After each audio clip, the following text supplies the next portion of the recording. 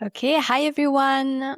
Welcome to another episode of Remembrance Podcast. So today we are joined by Charlotte. She is, for me, a change maker, a true change maker who bridges ancient wisdom into the modern world through the medicine of cacao. And she has walked closely with this plant for years, traveling to its roots, right? From collaborating with indigenous communities in Guatemala and really connecting with them and cultivating a strong relationship with the plant and sourcing cacao in a way that really honors deeply both the land and the people. And so I've been wanting to create space for Charlotte here because she carries not only knowledge, but lived experience. And for me, this is the kind of wisdom that comes from cultivating a really devoted relationship with something, and in that case, with the medicine of cacao. So whether you are completely new to cacao or have shared a cup in a community or work with it regularly, my hope is that today this conversation will deepen your understanding and love for the sacred plant. And I feel also that, in this era where we live in, there is so many information that moves quickly, and we often feel tempted to take from different traditions and stay surface level. And from that place, devotion becomes a very rare and precious quality. And so that's why I feel it's so valuable to learn from someone who walks with integrity and reverence. So, Charlotte, so good to have you here. Welcome, sister. Thank you so much for the invitation. I'm very happy to be here with you and sharing from what I've learned from my own connection with this spirit plant, and also with my connection with all the wisdom keepers that cross my path with cacao, but beyond cacao, and just like indigenous wisdom in general that brings us closer to the earth and right relationship with what we consume, with plants, with life, with all living beings. So yeah, thank you so much for inviting me on your podcast. Thank you. I already have shivers. And yeah, so I described a little bit about you, but I would love for you to start with sharing more about what do you do around cacao and what is Heart to Earth about. Mhm. Yes, thank you for that space. So my name is Charlotte Nieuwenhuis. I was born on the Canada land, Quebec. I've walked the path with cacao for many years now. And it inspired me to found this organization, which is called Heart to Earth, bringing our heart back to the earth. And so I've discovered cacao. I'm an anthropologist by heart. I love to go deeper in the roots of things to understand better our connection with the spiral of life that is always coming back in continuity. And so when I discovered cacao, it was through a circle of women. It wasn't led by indigenous wisdom keepers, but I was there in the space, and I felt like cacao was calling me, but there was a missing piece for my own understanding. And so that led me to connect and go to Guatemala, where I sat for the first time with an elder and the wisdom keepers of cacao medicine. And it was an experience where my heart really opened in a way that I have never experienced. I could feel myself as one with all, in relatedness with all things, with all beings. And I decided to go deeper into this plan and just walk with this elder and learn from the cosmovision that is englobing the cacao, how it is served in the Maya lands. So that started my journey, and then I've learned a lot about the guardians and spirits of the land of Guatemala. So the Nahuales. I've studied the Tzolk'in calendar, which gave me a better understanding of the plant, but also the guardians, the spirits that are coming together for protecting this medicine, and learning from the cosmovision. So where does cacao come from? Ecologically, but also mythologically. So the myths around cacao and how the spirituality of the Maya brought them to know how to transform this plant. Because if we go back to history, cacao is an ancient spirit. She has walked this earth for millions of years before even humans were on earth. And so she has a lot of wisdom in her genetics. And it's been only 6,000 years ago when the Quechua discovered this plant and started to have a relationship to it, work with it, even like domesticating cacao, making it part of their ecosystem in our agricultural landscape. And so, yeah, they found, like, they started to develop this connection. But cacao, which means to fish, cacao, to fish in the Nahuatl language. She traveled through the rivers. She travels to the waters and bringing her memory of the jungle, of the lush jungle of Amazona, traveling down to the Olmecs and Maya civilization.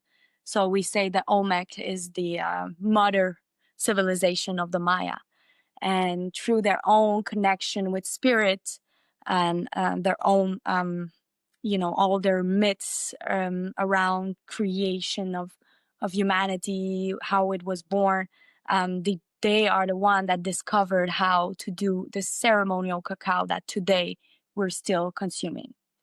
And so it's so beautiful to see, like, this interconnectivity between all the cultures. So through, like, the connection with the Quechua, the connection with the South American culture, and the ones in the Semanahuac, Central America, up to Mexico.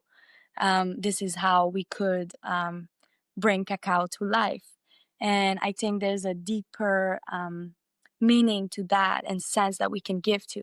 It's the importance of reunification of nations. So through our sharing of wisdom and through, the intertwining of cultures, things are moving, things are evolving. So it's not static, but it just come into places. And cacao, it has been her journey to us, to human beings. And it's such a beautiful, powerful journey, because for the Maya, more than being a plant that we consume, they saw her as the feminine essence of humankind. With their relationship with corn and cacao being a tree that grows in the shadows of the forest. She's the representation of our feminine essence, of our flow. She is like in a husk where you open and you can find seeds within. And so it's a plant that brings us back to, introspection, but also like coming within, taking a moment to go within how it is going, so we can actually, as above, so below, as within, so without, Mhm. so we can really flow in this world and share. And so, yeah, there's so many things we can say about this amazing, powerful spirit. I'm learning every day.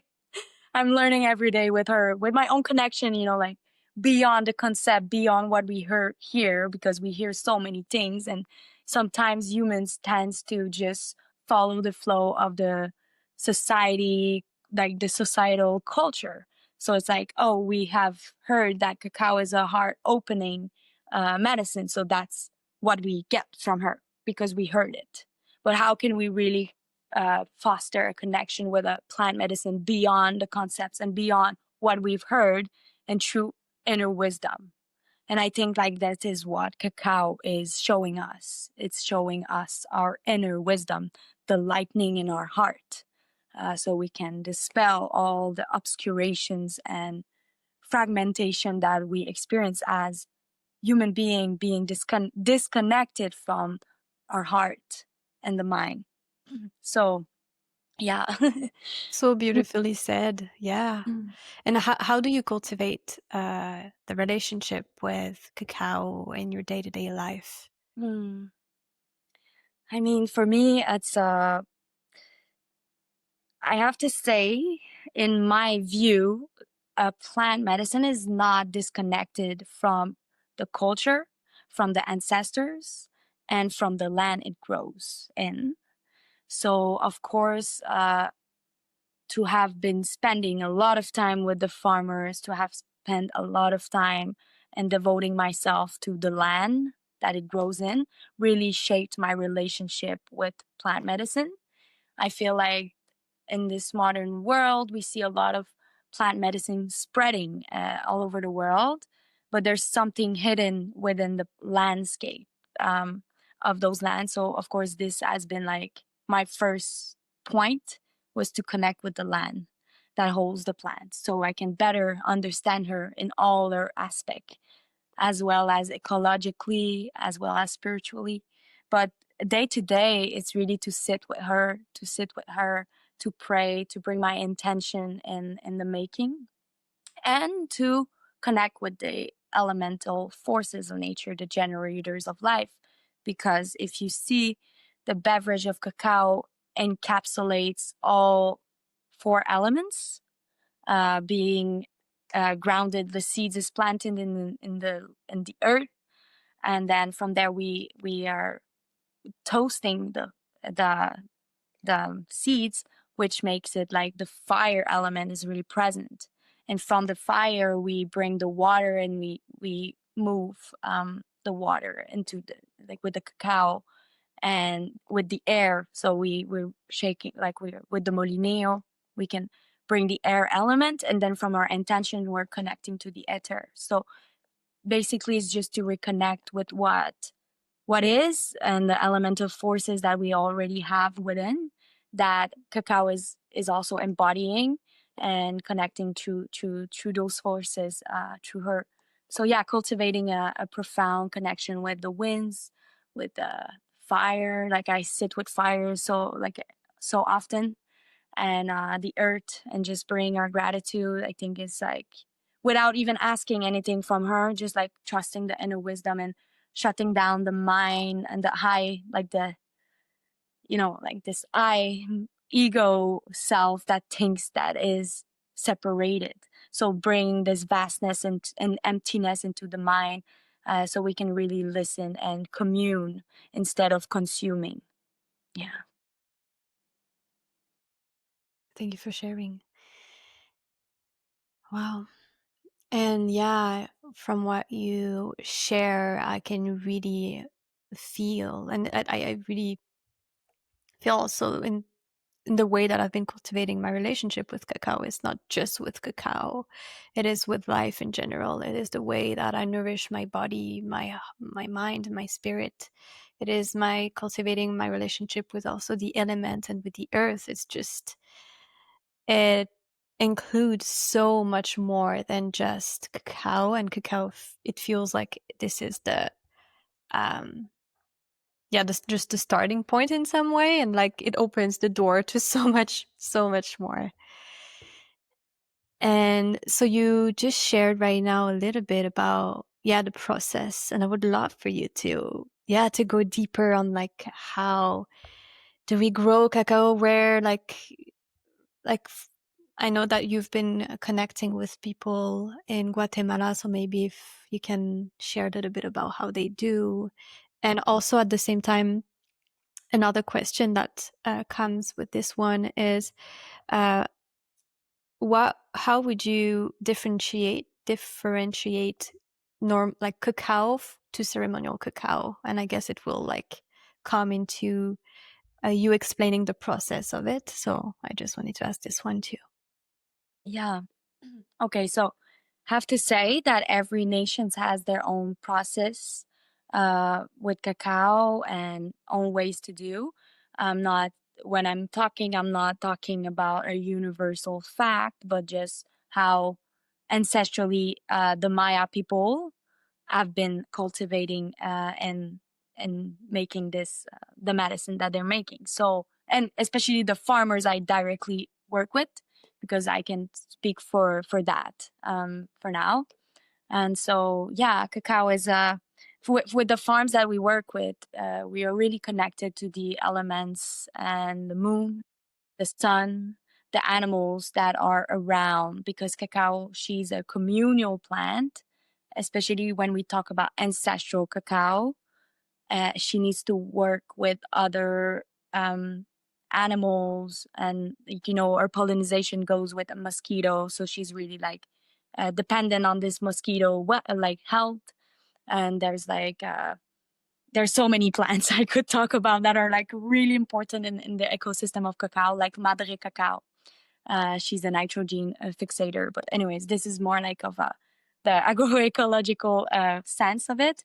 We connect with the moon, so the moon is pointing out when is the time for seeding cacao. So we seed cacao uh, around 6 days before the full moon, because the full moon is the time where the energy goes within Earth. The new moon is mostly like within the air. You'll feel the energy in the air. That's why it's good to name our intentions, set intentions. But when is the full moon, it goes back to the earth. The waters can grow. That's why we see the tides growing. So it's really connected to the moon, the way we cultivate and we seed cacao. So we will seed the cacao during a full moon to get all the benefits. And it's ancestral wisdom. Wow. This is the traditionally like how people have been cultivating. And it's ancient technology. The moon. Amazing technology. But yeah, so it's starting this way, and it takes like 5 years for cacao to give fruits. I'm talking about the criollo and native cacao, because it's really different with the hybrid. The hybrid are the one that have been cross genetically transformed, or like not transformed, but like it has been like different genetics that came together. And this is 99% of the global consumption of cacao. I just want to raise awareness here that many people are claiming that they have criollo cacao, which is doubtly true, because of the hybrid have take a lot of space and they don't have the same pollination, which anyways, okay, I don't want to go too much in details. If ever people want to go dive deeper into it, we can go. But yeah, just to say, it takes 5 years for a tree to grow, so a lot of energy. It's a very absorptive plant. So she might absorb a lot of heavy metals, as we see in the world. There's a lot of heavy metals in cacao. So like Lind got just a big fine because they had like a crazy amount of heavy metals.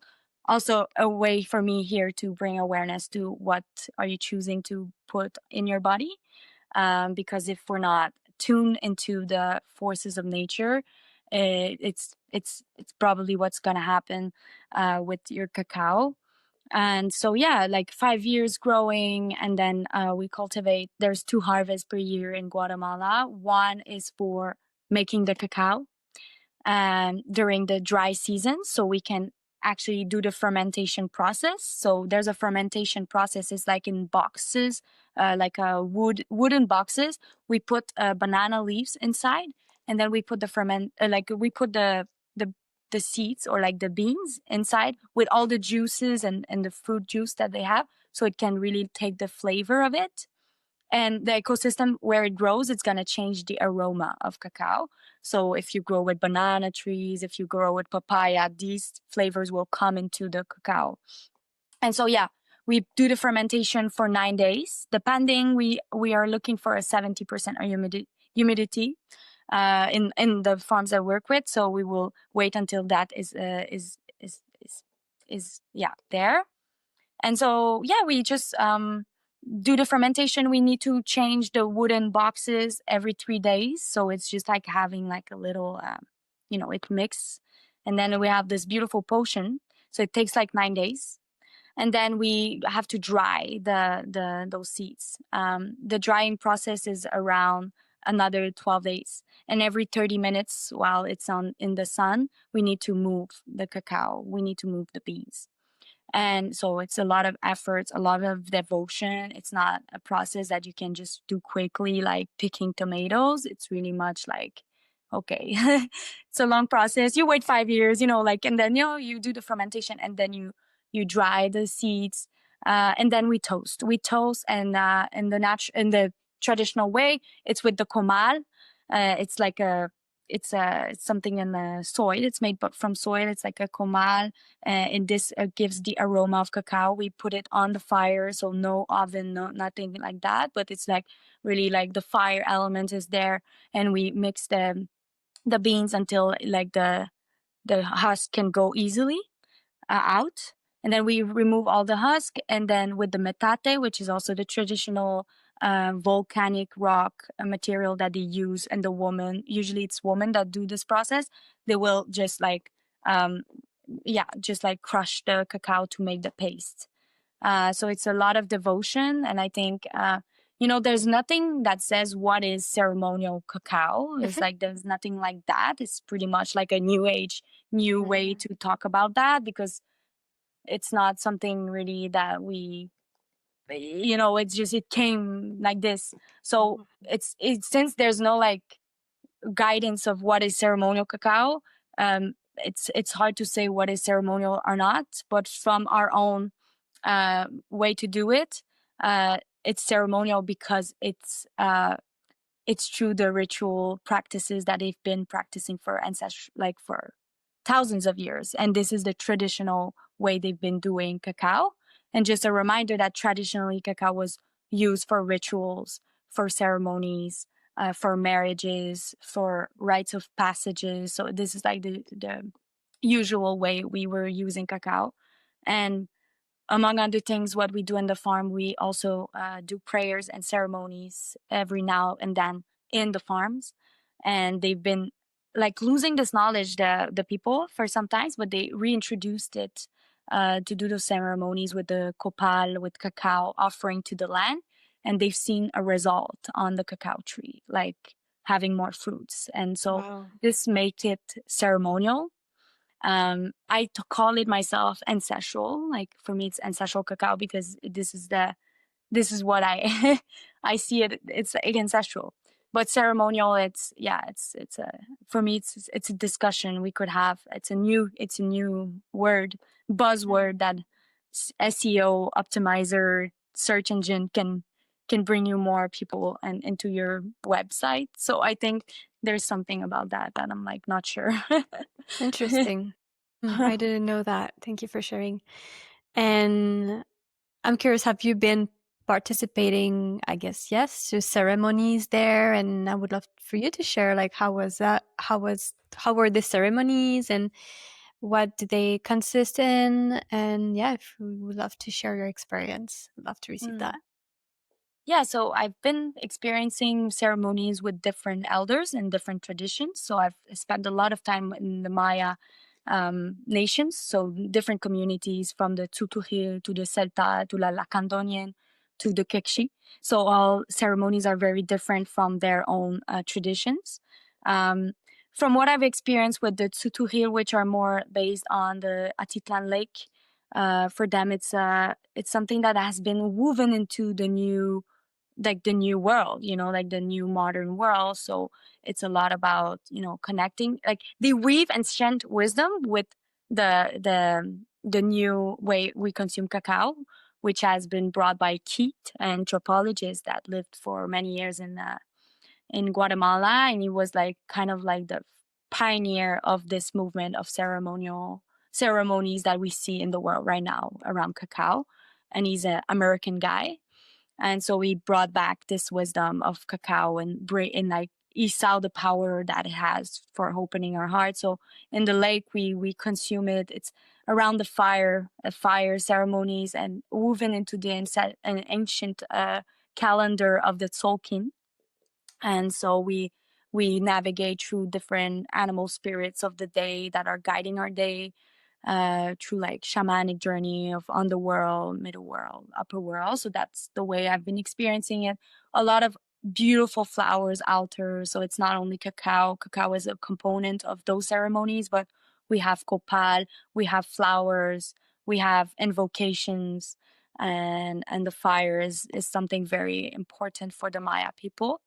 Whereas, for example, in the Kikshi community, which is more traditional, less woven into the modern world, the way they do their ceremonies is offering to the earth. So it's pretty much we don't consume the cacao in these ceremonies, and it's literally we offer it to the earth, knowing that we're not separated from the earth. So by offering, we are receiving the benefit.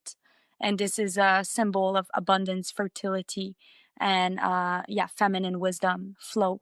So this is how I've experienced different ways we can approach cacao in our ceremonies. But definitely offerings are always like a pillar in all kind of ceremonies, the Maya. And cacao is a beautiful offering to the land. So yeah. Hmm. And I'm Mhm. curious about the place in Guatemala where you are going to. Is this a village in which people are all like together taking care of cacao, or is this like, yeah, are they living together and like having a farm and living together and taking care of cacao? How do they live? Hmm. So depends where. If we talk about, I go mostly in near the river Cabon, which is the place that for the Maya of Guatemala, cacao come from. So it's where the cacao is the most abundant. There's a lot of copal and cacao. They work a lot with the copal and cacao. It's something that I have to say not all communities are embodying.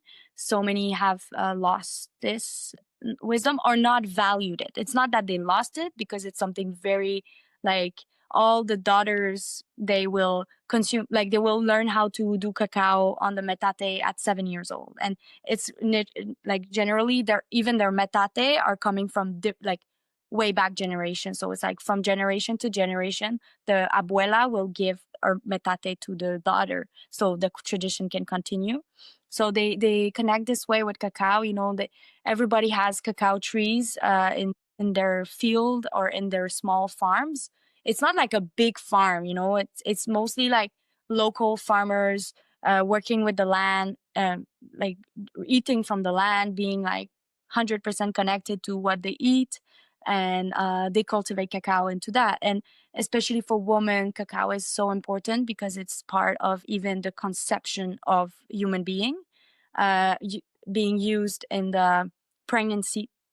Cacao is like the number one medicine that the woman will use to help them give birth, for lactation, for recovery, postpartum recovery. So it's really intertwined with the midwifery in Guatemala. Cacao is used for helping, helping all of the process, the menstrual cycles of women, and yeah, it's really related to the moon and the woman. And so this is usually used this way. They use it a lot for ceremonies, birthdays. So cacao will always be there if you go in those in these spaces. Like I've been in small villages. They just because I'm a new invitee in their space, they will make cacao for everyone. So it's like it's a medicine that they share for celebration, for coming together, for marriages, for rites of passages. So this is mostly how they use it. They don't use it every day because it's black gold. It's gold, literally gold for them, and for us, it has a lot of values. As you see, all the process, it takes a lot of effort. So it's not something that we take for granted in those communities. It's something very special that we share with the people that we love, and for special events, mostly. Yeah. Hmm. And I'm thinking of someone that would be interested in cultivating a relationship with cacao, like someone that doesn't know about it. How would you invite this person to cultivate a relationship, a proper relationship with this plant in a reverent way, I would say? I'm curious about that. Hmm. So, to me, and according to the prophecy of the eagle and the condor, to build right relationship with anything or people or plant medicines, it's really through reciprocity. And so if ever you build a connection with this plant, knowing that she she's not giving you something, she's asking something in return. So really to develop a healthy right relationship with cacao is to build a relationship where you can give back, especially in those times where the medicine is overused, the medicine is abused, is extracted, is exploited. So to build a relationship that is really beneficial for all, for yourself, but for the ecosystem and the future generations that will come after us, is to live in reciprocity. So how can you give back?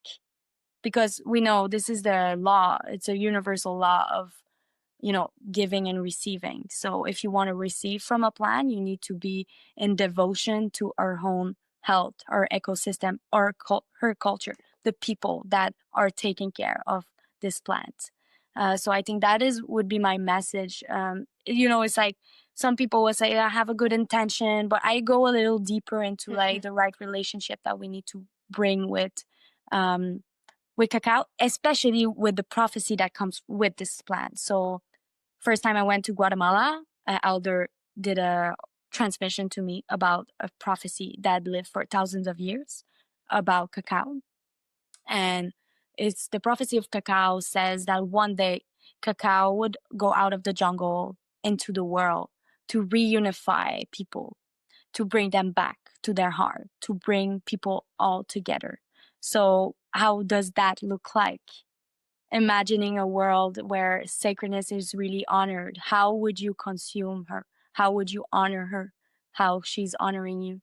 So I think it's really about reciprocity. And I think all man and woman, medicinal man and woman knows, if you are working with plants, it's for them to help you, you need to help them. For a plant to grow, you need to water. So this is actually the role of human beings in this ecosystem, is to understand that we are guardians. We are part of this ecosystem. We're not separated. And for centuries we've tried to separate ourselves from nature, from our own nature. And that has been costing a lot for many human beings, like wars, division, separation, even mental illness. People are so sick because they don't feel they can relate, they don't feel they belong. So how can we belong?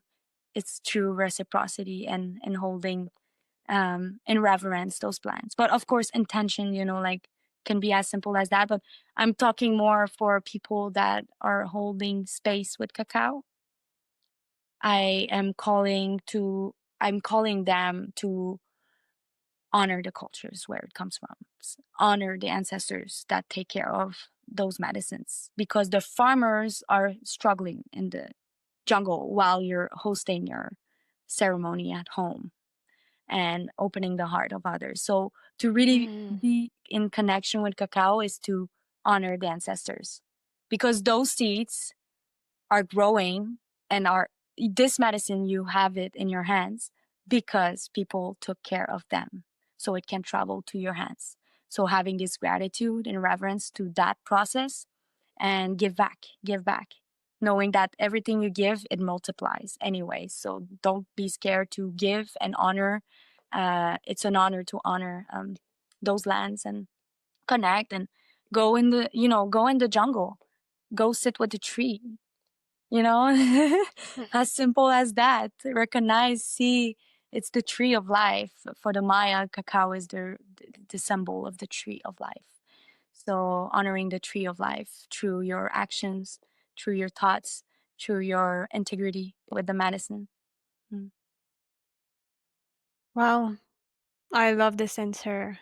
I love this answer, just that because of the fact that you don't say, oh, this is the way, like from the mind note, you say, this is like, we need to just go in depth. And then it's your own relationship to cultivate, right? It's personal with the medicine, with cacao. I love that. And yeah, you shared about the yeah, like it's being also, the medicine is being really exploited. And are you aware a little bit about the impact of the exploitation of cacao? I would be curious about it, and for the listeners to hear about that. I think that would Yeah. be great. Yeah. Actually, this has brought me to found what I found in the project that I'm undertaking. Because if you see, we are in a global crisis with chocolate. Most of cacao is grown in West Africa, in monoculture. And not only the land is exploited, but the people.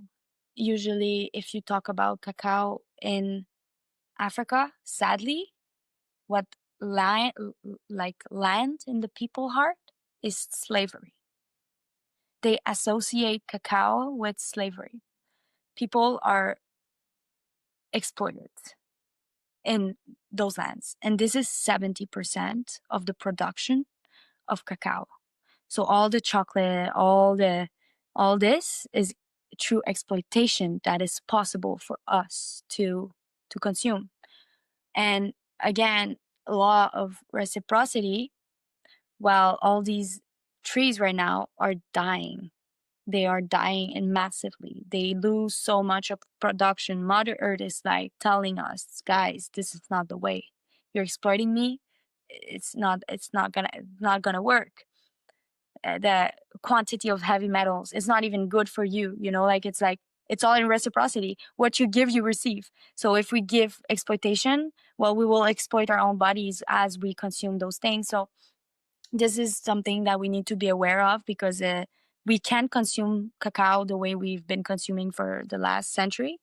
It has to change, for not only us to benefit, but for the future generations, because there's a scientist study that just came, and in 5 years from now, the chocolate industry is done, because of the, like, all right now, like Mother Earth is answering, and a lot of those trees are getting like, and also it's like about massively consuming, so not abusing, in the sense of like, take what you need, don't take more than what you need.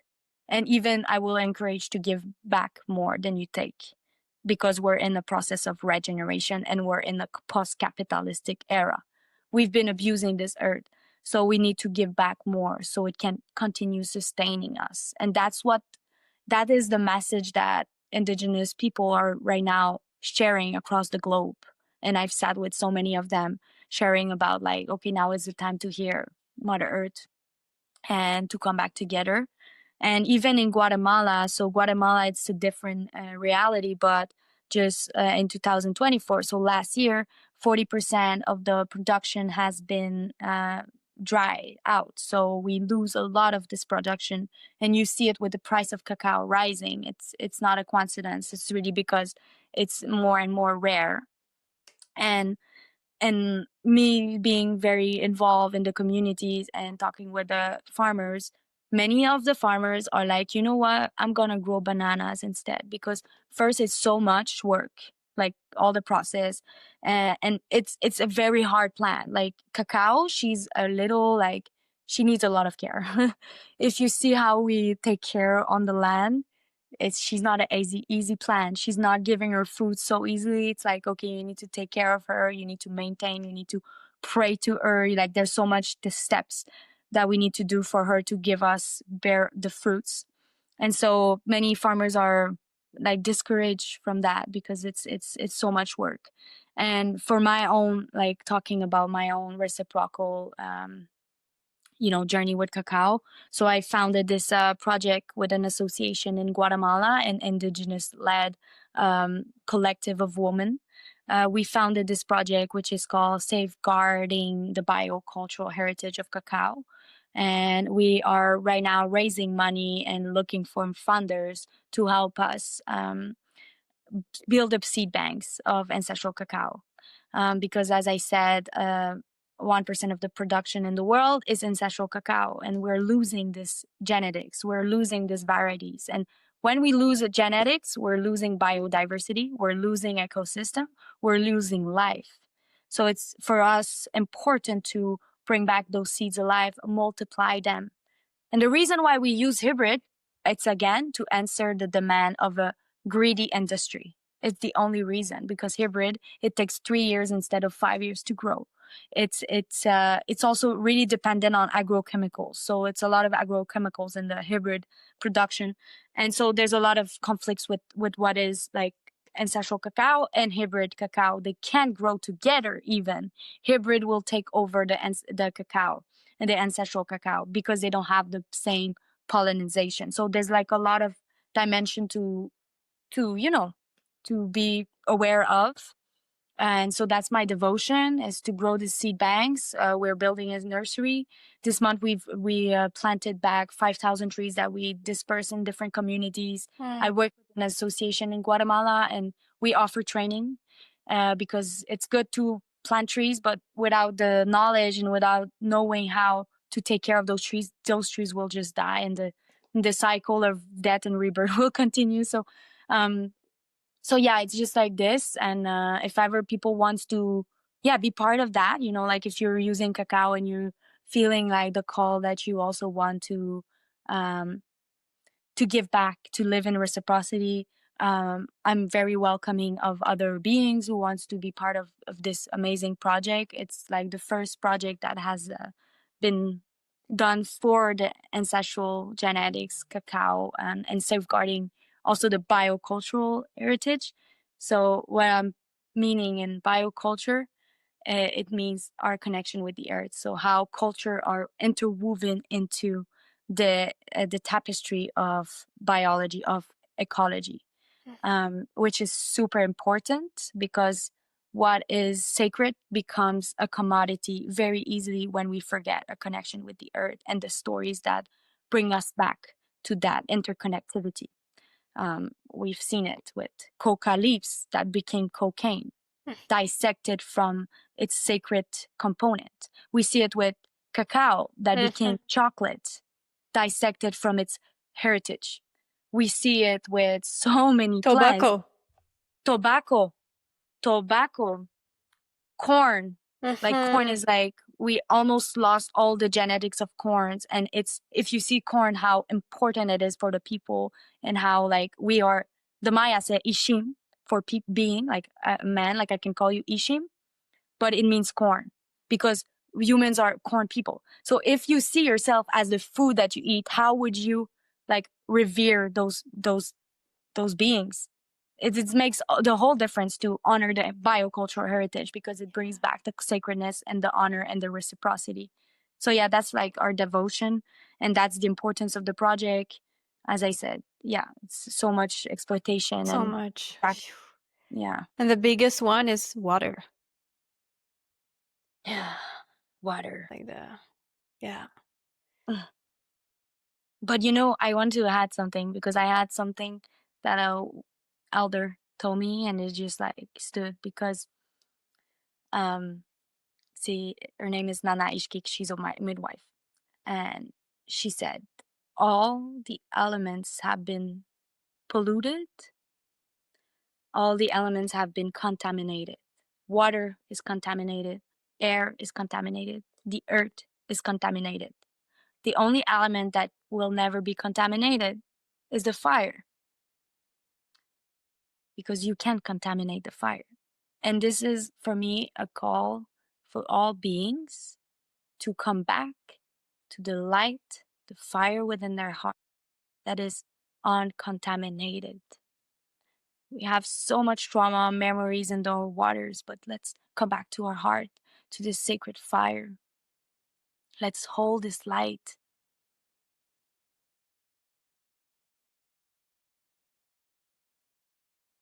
So peace may reside. That's my biggest prayer for all beings. And yes, Cacao has a lot to say about that, because she's opening our heart. She's opening us to the natural electromagnetism that we have in the heart. And this is not, it can also be scientific, like there's actually a lightning in our heart, scientifically speaking, and spiritually speaking too. So it's there, and it's like cacao is actually opening us to that light, that uncontaminated light, the soul.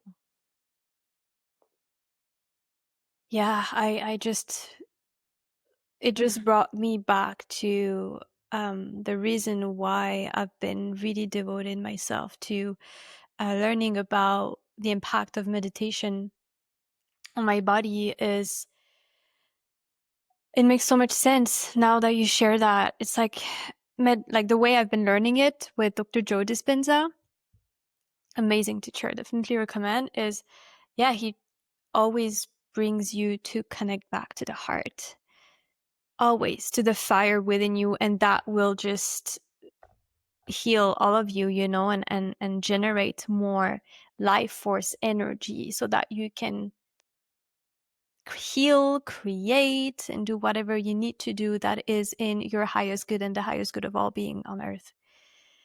And yeah, the light, the fire, because as you shared, the air, the earth, the waters are contaminated on earth, but it's within us too, because we are the central point of the elements. And so such a beautiful reminder that the answer is in our fire, our spirit, our hearts. Yeah, thank you for sharing that beautiful, powerful, wow, reminder. And what came to me also when you were speaking is the word regenerative came very clearly. And I feel that this is a word that we need to hear more and more and more, a very important word. And so, in the context of your work with cacao and what you do, what does regenerative means to you?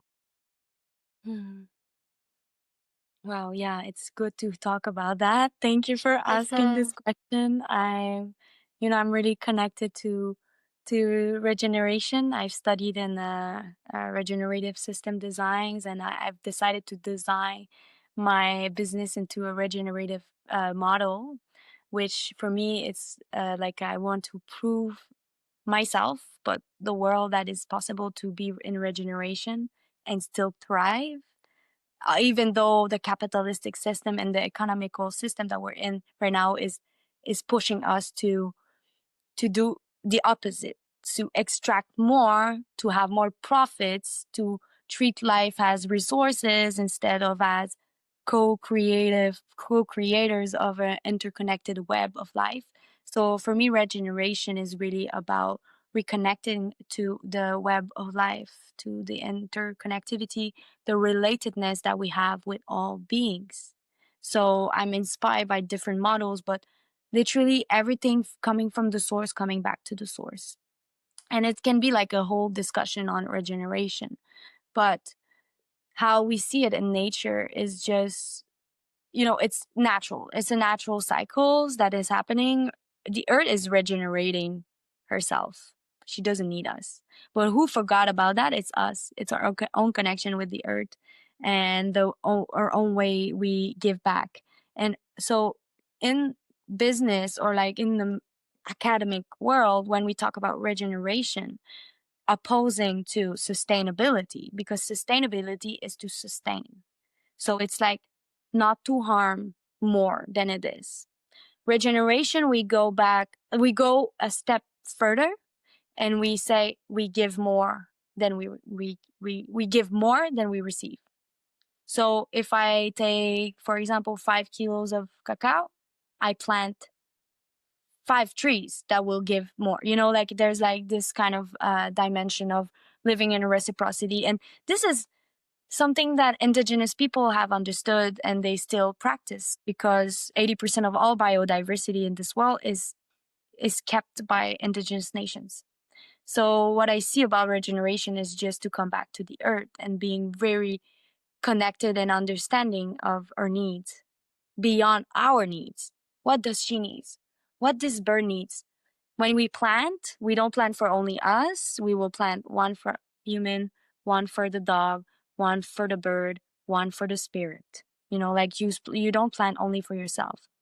You expand your relatedness. And that's asking first thing first, I think, starting our regeneration journey, starts with ourselves.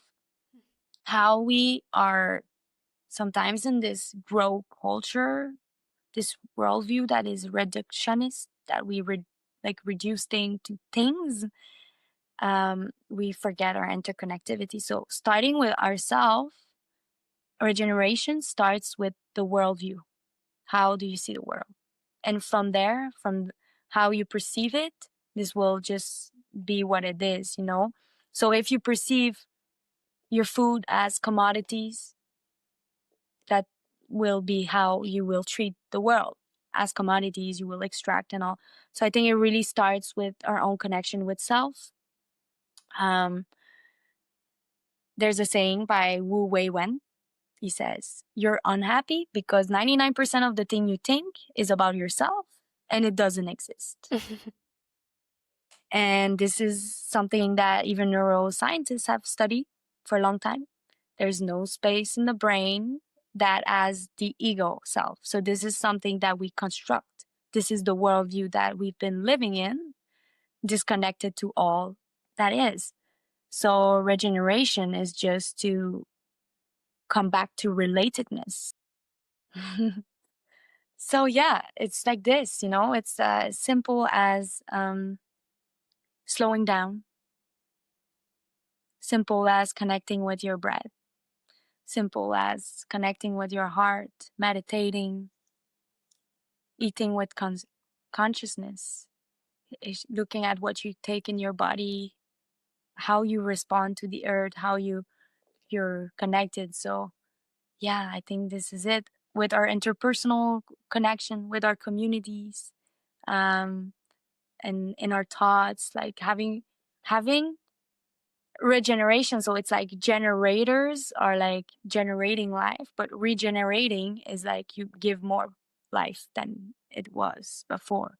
So of course it's a shift of paradigm to be in that space. And even myself, I see the challenge because from all the efforts, from all the work I do in a capitalistic system, doesn't seem like I'm receiving, you know, like as like this way. But knowing that we are leaders of a new era, and that's like by doing it and by everybody giving their own ways and like, yeah, just like being in that space of regeneration, this is going to create a new worldview where everybody's just like by concentric circles is just going to grow and grow and grow. And like, it's going to become the new normal. Absolutely. Yeah. Yeah. It takes,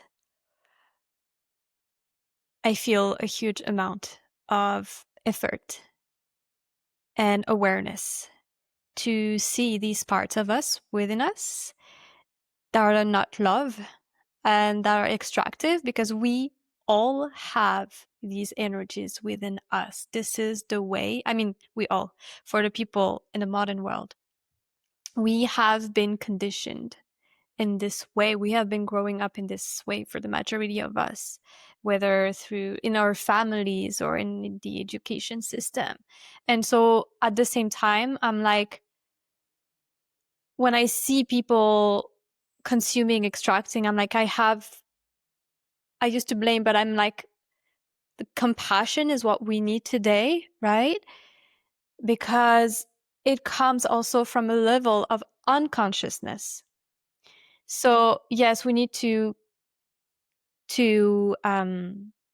call people out, but in a gentle way. And the way for me is to remind people of their heart, their light, and what it is capable to, what they are capable to create in their lives, where they really tune into their heart, right? Because this is all of what we want when we're truly honest with ourselves, and when we connect to our true, deep, real desires, not the desires from the mind and like materialistic desires, but the true desires of like wholeness and love. We can start to make more effort in our lives, and to stop, to change the trajectory of our lives through new actions and practices and rituals, and more presence and awareness in our lives. So it takes effort, and at the same time this is the only way. So we're all in this together. And as you shared, it's not just one person that is going to save us, not one government or anything, but it's a collective consciousness. And that's why I created Remembrance Podcast. It's because we're all in this together. Like truly. Yeah. And I love this remembrance, the word remembrance. It's what are Mm-hmm. we remembering? You know, what are we remembering? But what are we tending to forget also? It's like, I see it, in that sense, as you say, it's unconscious and sometimes we just don't know. And to remember, for me, like remembrance is to returning to ceremony and ritual and returning to our heart and returning to this interrelatedness that we have all between all, that there's no separation. That is for me the remembrance. And my elder said always, life is a ceremony. I thought I took it at the first level, but after years reflecting on that, I'm like, okay, if life is a ceremony, if you're at the point where your life is a ceremony, is because you're constantly remembering. You're constantly remembering. And it's always like, we remember, we remember. And sometimes, yes, we have our conditioning. They come back and like, oh, this person or whatever judgment or whatever it can arise in our mind, just to remember that this is not you. It's just a thought that goes. Then we remember who are we? Because if we are these thoughts, how come when I Mm-hmm. sleep I don't hear them? You know, can't be me. So just to remember who we are and come back to the source of all things, and at this point we realize we're like literally all one, and life is just a big mirror mirroring back to you. So more you cultivate within, then the outside world will just repulse Mm-hmm. what is within you. So Yeah, I love that you shared yes. about there's this moment when you start to remember more than you forget because of the fact that you have been consciously cultivating the relationship with yourself, with your spirit, with your heart. And so there's a point where, yeah, you start to really like, and being in your body, like embodied, walk embodied with the all parts of you available here and now, right? They're like, you're here fully. And as you shared, it's like, of course, things are coming up sometimes still, but it's like, you know these things. So you have developed the capacity to face those things and to alchemize them in such a more easeful and light way. And yeah, it's, yeah, Mm. I love the life is a ceremony, motto. I always say that too. Yeah. I mean, especially as a woman with our Yeah. also with our menstruations, it's like every month is a deep ceremony. Yeah. Mm.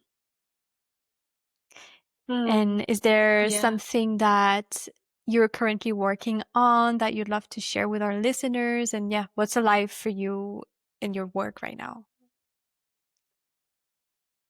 Mm.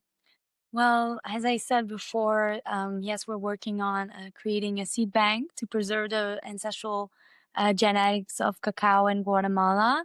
And I would invite anybody who feel the call to, if you're connecting with this medicine, or even if you want to connect more, we have many opportunities with Heart to Earth to really come back to the earth with our heart.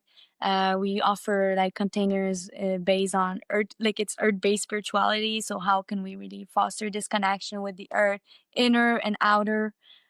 So we have, yes, this project for people who wants to build reciprocity. Otherwise, a retreat coming in February.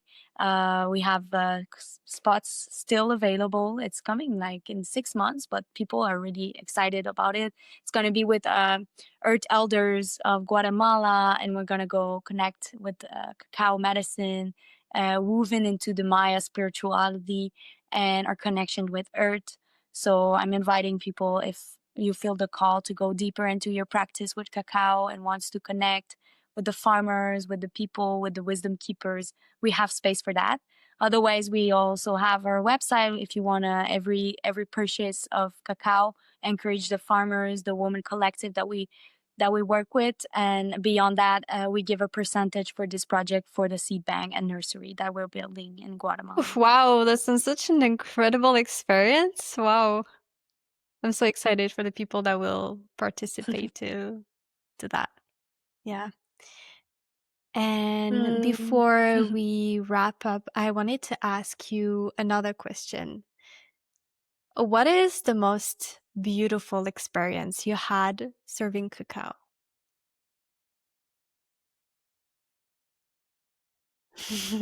So many. The biggest one, the one with like you felt like the It's like impact of like, you know, if you had to pick one. it's a big one because I have to say I brought cacao in so many places around the globe, and it's hard for me to compare like what is or what, like, you know. But one of the experience that came to me when you said that was in Africa when I shared cacao on the sacred site.